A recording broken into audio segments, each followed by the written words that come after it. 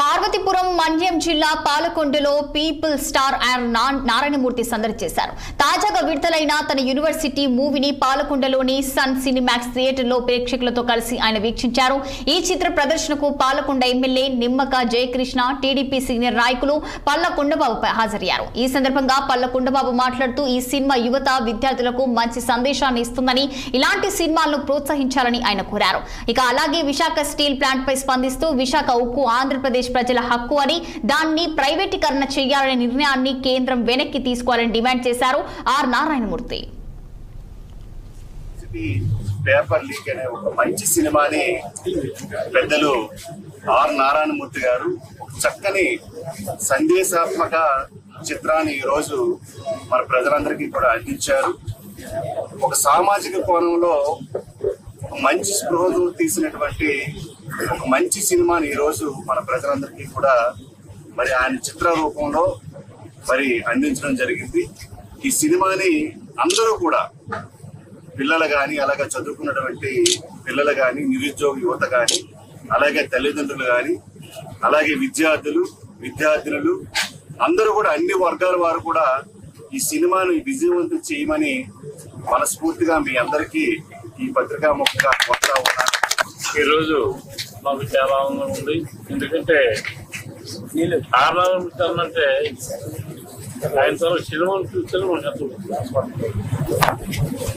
బడుగు బలహీన హరిజన గిరిజన కుటుంబాలతో సమస్యల్ని చూస్తూ వారిలో చైతన్యం కలిగిస్తూ సినిమాలు నిజంగా వారికి ఈ సందర్భంగా నేను శ్రద్ధ ఉందామని తెలియజేస్తున్నాను. అలాగే విద్యా వైద్యం అనేది ప్రైవేటీకరణ కాదు, ప్రభుత్వ పరంగా ఉండాలి. ప్రైవేటీకరణ వద్దు, ప్రభుత్వం విద్యా విషయం చేస్తారు. చాలా మంచి కాన్సెప్ట్ అది. ఆయన చెప్పిన కాన్సెప్ట్ తెచ్చే మేము అట్రాక్ట్ అయ్యాము. అయితే ఎంతో మంది సినీ యాక్టర్స్ అక్కడ లేరు, కానీ నారాయణమూర్తి మాత్రం రియల్ హీరో. నిజంగా ఇవాళ సెంట్రల్ గవర్నమెంట్ ఆఫ్ ఇండియా మన విశాఖ ఉక్కు ఆంధ్రుల హక్కు అనేది ఏమైతే ఉందో, మన విశాఖ స్టీల్ ప్లాంట్ ఏమైతే ఉందో, దాంట్లో ముఖ్యంగా 36 విభాగాలని ప్రైవేట్ అప్పచెప్పడం అనేది చెప్తాం బ్లాక్ యాక్షన్ నుంచి.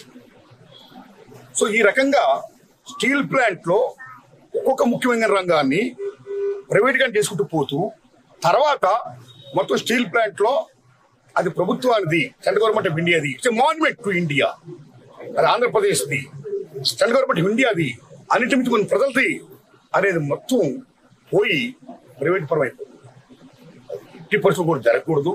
ఆ 36 విభాగాలని ఈ ప్రైవేట్ వాళ్ళకి కట్టపెట్టకూడదు, ఆ రకంగా ప్రైవేటీకరించకూడదు. బ్లాక్ హక్షతో పాటు ఎంత తప్పది.